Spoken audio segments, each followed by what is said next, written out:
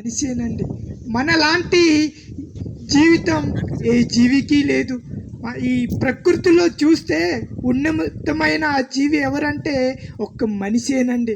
ఎందుకంటారా, మనలాంటి తిండి కానీ మనలాంటి సుఖవంతమైన సంతోషమైన ఏ జీవికైనా బ్రతుకుతుందా అంటే లేదని చెప్పవచ్చు. మనలాగా జంతువులు చూస్తే ఒక పశువులు సాల్లోనే ఉంటాయండి. అది పచ్చిగడ్డి లేదా ఎండిగడ్డి మాత్రమే తింటుంది. కానీ మనిషి మాత్రం సకల జీవులు, అలాగే కూరగాయలు, పండ్లు, ఇలాగా మనిషి అన్నిటినీ తింటున్నాడు. ఇంత అద్భుతమైన జీవితం మనిషికి మాత్రమే దేవుడిచ్చాడండి. ఈ ప్రకృతిలో చూస్తుంటే ప్రతిదీ నీకోసమే. పండ్లు కావచ్చు, కాయలు కావచ్చు, అలాగే ఆకుకూరలు కావచ్చు, ప్రతిదీ మన కోసమే దేవుడు ప్రకృతిలో పెట్టాడు. మనము తిని అనుభవించాలని. ప్రకృతిలో పంచభూతాలు మన కొరికే అండి. గాలి, నీరు, నిప్పు, నింగి ఇవన్నీ ఎవరి కోసం అంటే మనిషి కోసమే ఇవన్నీ దేవుడు కలుగు చేసి ఇచ్చాడు. ప్రకృతిలో ప్రతిదీ తిని నువ్వు అనుభవించాలనే ఈ ప్రకృతిలో ప్రతిదీ మనిషి ఇస్తుంటే కానీ ఈ ప్రకృతిని అనిపిస్తున్నాడు. కానీ ఇంతకీ ఇది ఎవరు ఇచ్చారో, అసలు ఎందుకు ఉన్నాయో అని ఏ రోజు మనిషి ఆలోచించట్లేదు. దీన్ని అనిపిస్తున్నాడు కానీ దీన్ని పరిశీలించట్లేదు ఎందుకు ఉన్నాయని. కానీ ఇవన్నీ ఇచ్చింది ఎవరంటే సాక్షాత్తు దేవుడే ఇచ్చాడండి. ఇవన్నీ అనుభవించి ఆయన్ని తెలుసుకోవాలని మనిషి ఇచ్చాడు. కానీ తిని అనిపిస్తున్నాడు కానీ ఆ దేవుడు ఎవరో అని మనిషి ఏ రోజు ఆలోచన తేవట్లేదు. కానీ మనిషి మాత్రము ఈ లోకానికి పుట్టి ఏమంటున్నాడు తెలుసా, నా ఇష్టం నా కష్టంతోనే ఇవన్నీ నేను సంపాదించానని, ఇవన్నీ నా ఆస్తులని అనుకుంటున్నాడు, కూడిపెట్టుకుంటున్నాడు మనిషి. కానీ ఇవన్నీ దేవుడు ఇస్తేనే మనకి అనుభవిస్తున్నాము. నీకంటూ నువ్వు ఏది తీసుకురాలేదండి ఈ లోకానికి. అలాగే మనము చనిపోయిన తర్వాత ఏది తీసుకెళ్ళాము. ప్రకృతిలో ఉన్న ప్రతిదీ మనం అనుభవిస్తున్నాం. కానీ మనము ఏ రోజు మనము కలుగు చేసుకోలేదు. ఈ ప్రకృతిని మనము అనుభవిస్తున్నాము కానీ ఇంతకీ ఆ దేవుని తెలుసుకోవట్లేదండి. ఏం తినాలి, ఏం తాగాలని ఈ 60-70 సంవత్సరాల కొరకు ప్రతి మనిషి ఆలోచిస్తున్నాడు. కానీ నేను చనిపోయిన తర్వాత ఎక్కడికి వెళ్ళాలి అని ఏ రోజు మనిషి ఆలోచించట్లేదు. ఈ 60-70 సంవత్సరాల కొరకు నా పిల్లలు ఆస్తులు సంపాదించి పెట్టాలి, పొలాలు సంపాదించి పెట్టాలి, అలాగే తరతరాలు ఉండేలాగా ఆస్తులు సమకూర్చుకొని నా పిల్లలకి ఇవ్వాలని చాలా మనిషి ఆరాటపడి బ్రతుకుతున్నాడు. డబ్బు కొరకు సంపాదిస్తున్నాడు. ఎన్నో నేరాలు ఘోరాలు చేస్తున్నాడండి మనిషి. సమాజంలో చూస్తుంటే డబ్బు కొరకు గబ్బు పనులు చేస్తున్నాడు. ఈరోజు సమాజంలో మనిషి ఒకరిని చంపుతున్నాడు, ఒకడు రోడ్డు మీద నరుకుతున్నాడు. ఎందుకంటే డబ్బు కొరికే మనిషి గబ్బు పనులు చేస్తూ ఎన్నో నేరాలు ఘోరాలు చేస్తున్నాడు మనిషి. కానీ ఈ జీవితం ఎందుకో మనిషి ఆలోచించట్లేదు, తెలుసుకోవట్లేదు. అదే ప్రతి ఒక్కరూ ఈ 60-70 సంవత్సరాల్లోనే ఈ జీవితం ఎందుకో తెలుసుకోవాలండి. ఈ జీవితం కొరకు అర్థం కాక మనిషి ఏమనుకుంటున్నాడంటే చచ్చిపోతే ఏదీ లేదు, చనిపోతే ఏముంది బ్రదర్, చచ్చిపోతే గాలి అయిపోతాడు, ధూళి అయిపోతాడు, అలాగే మట్టిలో వెళ్ళిపోతే మట్టి అయిపోతుందని మనిషి ఇలాగా ఆలోచిస్తూ బ్రతుకుతున్నాడు. కానీ నేను చనిపోయిన తర్వాత ఎక్కడికి వెళ్ళాలని ఏ రోజు మనిషి ఆలోచించట్లేదు. మనిషి చావే ముగింపు అనుకుంటున్నారు. ఏదో చిన్న సమస్యలకే చాలామంది ఆత్మహత్యలు చేసుకుంటున్నారు. అలాగే పురుగుల మందు తాగి ఆత్మహత్యలు చేసుకుంటున్నారు. అలాగే నా ఊరు వాళ్ళు ఏదో అన్నారని, నా పక్కింటి వారు ఏదో అన్నారని, చచ్చిపోతే నా సమస్యలు పోతాయని కొంతమంది ప్యానికి ఉరి తీసుకుంటున్నారు. ఈ జీవితం కొరకు మనిషి ఏ రోజు ఆలోచించట్లేదు. కానీ చావు తర్వాత మరో జీవితం ఉందని మనిషి తెలుసుకోవాలండి. మనం బ్రతుకున్నప్పుడే మన జీవితం కొరకు తెలుసుకోవాలి. మనము కంటి రెప్ప మూసే లోపే ఆ దేవుడు ఎవరో తెలుసుకుంటేనే నీ జీవితం యొక్క పరమార్థం తెలుస్తుంది. నువ్వు చచ్చిపోతే ఏమవుతావో నీకు తెలియట్లేదు. కనుక ఈరోజు మీ దగ్గర వచ్చామంటే చనిపోయిన తర్వాత ఏమి జరుగుతుందో మీకు తెలియాలనే ఇంత దూరం మీ కొరకు ప్రయాసపడి వచ్చామండి. నువ్వు చనిపోయిన తర్వాత ఎక్కడికి వెళ్తావో మీకు తెలియాలనే ఇంత ప్రయాసపడి మీ గ్రామానికి వచ్చాం. చనిపోతే సావు ముగింపు కాదండి, సావు తర్వాత మరో జీవితానికి ఆరంభం. చనిపోయిన తర్వాత ప్రతి ఒక్కరికి రెండు లోకాల్లో ఏదో ఒక లోకానికి వెళ్ళాలి. ఒకటి పరలోకం, దేవుడు ఉండే లోకం, అదే స్వర్గం, మోక్షం అని అంటారు. అక్కడ అనంతకాలం సంతోషం అండి, అక్కడ దేవుడు ఉండే లోకం. అక్కడ ఆనందం ఉంటుంది, సంతోషం ఉంటుంది, బాధలు ఉండదు, వేదన ఉండదు, కన్నీరు లేని లోకమే పరలోకం అండి. ఆ పరలోకానికి ప్రతి ఒక్కరూ చేరాలని దేవుడు సంకల్పం అండి. కానీ ఆయన పిల్లలమంతా మనమంతా ఈ భూమి మీద అండి. ఆయన మనల్ని కన్నాడు. దేవుడు పరమాత్మ అయితే మనమంతా జీవాత్మలు అండి. ఎందుకంటే ఆయన ఈ లోకానికి మనల్ని పుట్టించాడు. ఆయన ఈ భూమి మీద ఆయన కొరకు బ్రతికి ఆయన ఉండే లోకానికి చేరాలని ఈ భూమి మీద పంపించాడు.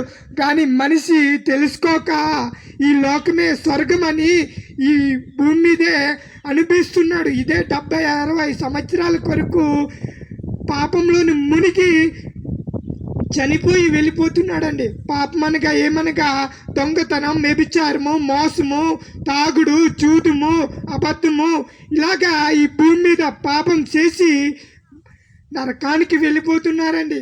మరో లోకమే నరకం. అక్కడ ఏముంటుందంటే ఆరని అగ్ని మంటలు అండి, బగబగ మండే అగ్ని మంటలు, ఆరని మంటల్లో మనకి పంపిస్తున్నాడు దేవుడు.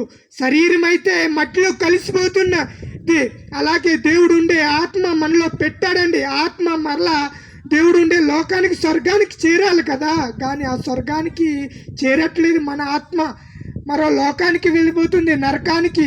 అందుకే దేవుడు బాధపడి మరలా నా పిల్లలు రావాలని, ఆ నరకం నుంచి తప్పించబడాలని, ఆ బగబగ మండే అగ్ని మంటల్లోని తప్పించాలని దేవుడు సంకల్పం అండి. మన పిల్లవాడే ఆరిన అగ్ని మంటలో కాలిపోతుంటే బాధపడతావే, అలాగే వేదన పడతాము. నా పిల్లవాడి కంటి ముందు కాలిపోతుంటానే వేదన, అలాగే ఈ ప్రపంచంలో మనుషులందరూ ఆరిన అగ్ని మంటలో కాలిపోతుంటే దేవుడు ఎలాగుంటాడండి? పరలోకానికి సంతోషంగా ఉంటాడా? లేదే. ప్రతి ఒక్కరూ దేవుడు పరలోకాన్ని సంతోషంగా ఉన్నాడు అనుకుంటున్నారు, కానీ తన కళ్ళు ముందే తన పిల్లలు ఆరిని అగ్ని మంటలో జారిపోతుంటే దేవుడు ఎంత బాధ అండి. ఎవరు చెప్పుకోవాలండి ఇంత బాధని? తన పిల్లవాడే పాపం చేసి నరకానికి వెళ్ళిపోతుంటే దేవుడు బాధపడుతున్నాడండి. మనము ఏదైనా బాధ ఉంటే, కష్టం ఉంటే మన పొరుగింటి వారో లేదా మన పక్కింటి వారో మన తోబుట్టువులతో చెప్పుకుంటామని మన బాధలు. అలాగే దేవుడు కూడా బాధపడి ఎవరితో చెప్పుకుంటున్నాడు తెలుసా? తన బాధని ప్రకృతితో చెప్పుకుంటున్నాడండి. ఆకాశమా ఆలకించుము, భూమి చెవియొక్కుము, నా పిల్లవాడు నేను ఇవన్నీ అనుభవించమని ఈ భూమి మీద పంపిస్తే నా కోసం తెలుసుకోక నరకానికి వెళ్ళిపోతున్నాడని ప్రకృతిలోతో చెప్పుకుంటున్నాడని దేవుని బాధ. అలాగే మనము బాధపడితే మన తోబుట్లతో చెప్పుకుంటున్నాం. అలాగే ఈ ప్రపంచంలో మనుషులందరూ పాపం చేసి నరకానికి వెళ్ళిపోతున్నారు కనుక దేవుడు బాధపడి ఈ ప్రకృతిలో ప్రతిదీతో చెప్పుకుంటున్నాడు. ఎందుకంటే మళ్ళా నా పిల్లవాడు నా దగ్గర రావాలి పరలోకాన్ని అని కోరుకుంటున్నాడు. అయితే దేవుడు వదిలేస్తాడు తన పిల్లల్ని? లేదే. ప్రపంచంలో ఉన్న మనుషులందరూ రక్షించాలని ఒక సంకల్పాన్ని చేసుకున్నాడు. మన పిల్లవాడే తప్పు చేస్తే కొట్టి తిట్టి అని మరలా మన ఇంటికి రప్పించుకుంటామండి.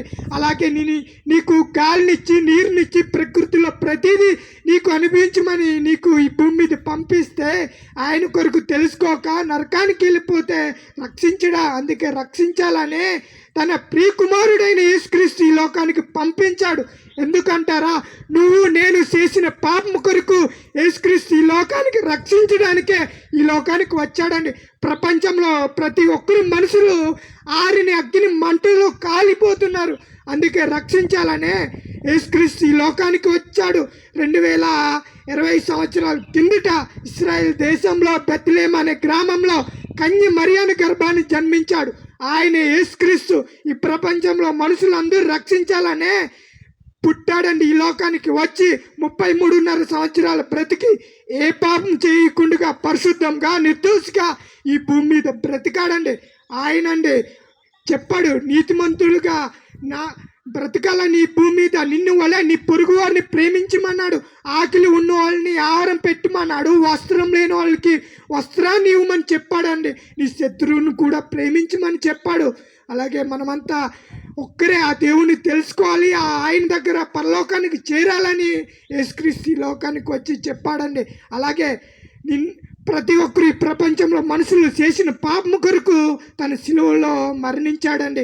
నువ్వు నేను చేసిన పాపము కొరకు సిలువలో మరణించాడు. అలాగే మనం కాలుతో చేసిన పాపం కొరకు తనకి కాలికి మేకులు వేయబడ్డాయి. అలాగే మనం చేతితో చేసిన పాపం కొరకు సిలువలో తన చేతికి మేకులు వేయబడ్డాయి. అలాగే మన ఆలోచనలతోనూ తలంపులతో చేసిన పాపం కొరకు తలకి ముళ్ళు కిరీటం వేయబడ్డాయి. ఎందుకంటారా? మనము పాపం చేసాము కనుక మనకి విముక్తి కలగాలనే, ఆ పరలోకానికి ఇవ్వాలనే నిన్ను ఈ లోకానికి వచ్చి ప్రాణం పెట్టాడండి యేసుక్రీస్తు. ఆయన కానీ నువ్వు విశ్వసిస్తే నీ పాపం నన్ను క్షమించమని అడిగితే యేసుక్రీస్తు నీ పాపాలన్నీ కడుగుబడతాడండి. యేసుక్రీస్తు క్షమిస్తాడు నీ పాపాలని.